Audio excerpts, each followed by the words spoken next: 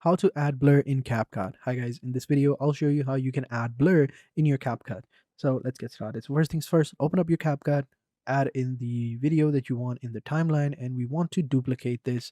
So we'll just control and copy over here just to have like a overlay. If you don't want an overlay, you can do the exact same thing on one video, but if you want to make adjustments, you can create a second one and do it on that. But for now, we'll just do it with one video.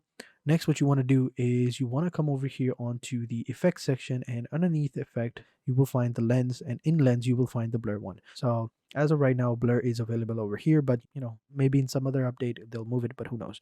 But for now, we'll just move the effect over here onto the video, and there we go. We have now blurred the video, but we just wanted the one section, like the face of this guy, to be blurred. So for that, we'll just select the video and we'll click on mask and we'll select the circle and over here, and we'll just simply drag and drop the blur. But before we do that, what we want to do is we want to mask our video. So to do that, just simply click over here, click on mask, and just simply select the circle.